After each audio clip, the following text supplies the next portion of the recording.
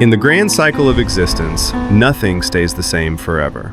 Before a collapse, there is often a period of extreme beauty. We call this prosperity, but the I Ching calls it bi, decoration. Like a person putting on heavy makeup to hide their wrinkles, or a society obsessed with packaging to hide its hollowness. But the laws of nature are ruthless. What is decorated must eventually be stripped away. This is the arrival of the hexagram bow, splitting apart. It feels like a punishment, but it is actually a revelation. It is the universe forcing us to remove the mask and face the raw, uncomfortable truth. How does a crisis happen? Does it strike suddenly like lightning? No. The ancient sages used a terrifying metaphor to describe this process. The bed is peeling. It is not just a piece of furniture. It is the platform of your life. The decay does not start from the mattress. It starts from the legs, the foundation. This represents the people at the bottom, the loyalty of your team, or the basic trust in a relationship. When the legs rot, the bed still looks fine from above. You can still sleep on it, but the stability is gone. In your life, this might manifest as a vague feeling of unease or small habits of laziness creeping in. You ignore them because the bed hasn't fallen yet. The rot moves up. Now the frame is compromised. This is the structure. In a business, this is when the middle management becomes corrupt. In your body, this is when minor symptoms turn into chronic pain. The structure is no longer holding you up. It is barely holding itself together.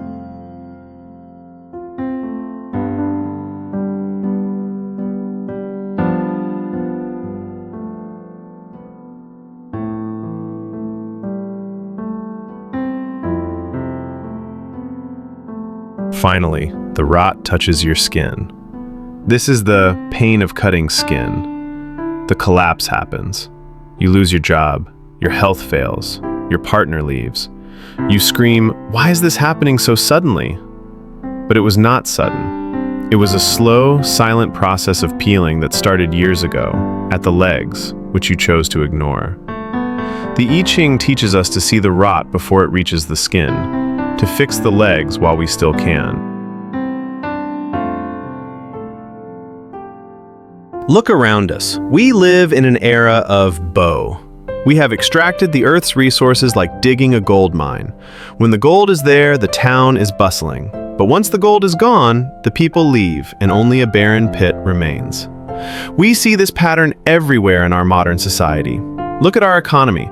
It is often built on debt and speculation, the ultimate form of decoration. We build skyscrapers on sand. We print money to cover the cracks.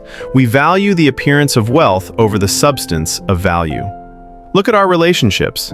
In the age of social media, we present a curated, filtered version of ourselves. We are decorated on the outside, but hollow on the inside.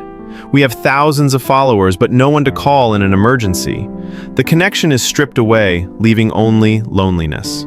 Look at our minds. We are addicted to short-term dopamine, the fast food of information.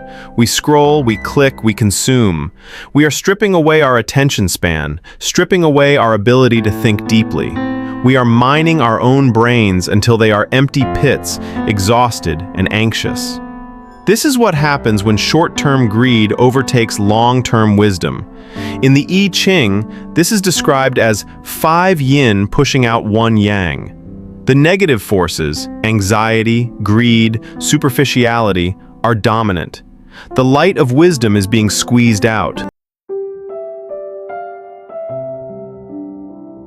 So what should you do when you are stripped of everything?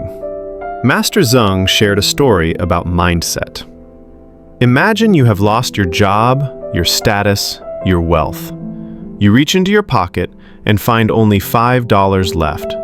The pessimist cries, "I only have $5. It's over." But the Taoist smiles and says, "I still have $5.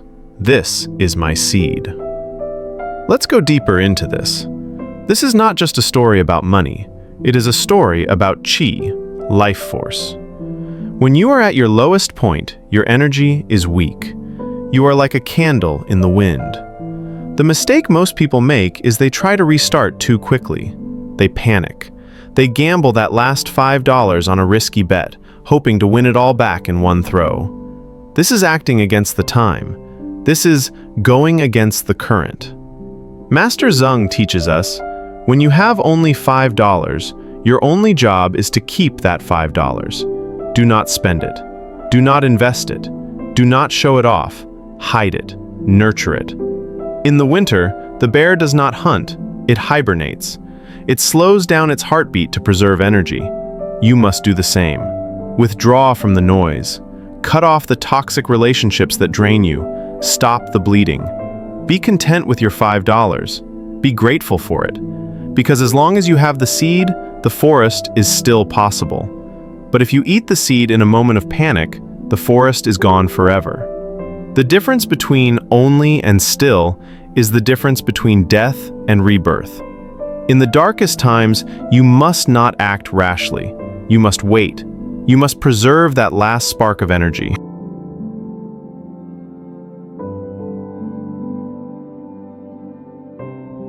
This leads us to the most profound lesson of the Bo hexagram, the fruit uneaten. Imagine a harsh winter. The tree is bare. All the leaves have fallen. But at the very top of the tree, one single fruit remains. The birds do not eat it. The wind does not knock it down. Why? Because this is not food. It is the seed of life. If you eat this fruit, the tree's lineage ends. If you protect it, bury it in the earth, it will sprout when spring comes. This fruit represents your conscience, your kindness, and your core energy. We are living through a winter of the soul. The world is stripping away our illusions. Your only task now is to be the guardian of your own seed. Do not waste your energy on fear. Do not let the entropy of the world consume you. You need a shield. In ancient Eastern traditions, we use the energy of the earth to ground us. Obsidian, the stone of protection, acts as a barrier against negativity. It helps you stay rooted when the storm rages. It creates a boundary between your precious seed and the chaotic world outside. Protect your energy. Keep your seed safe. For when the peeling ends, the return begins.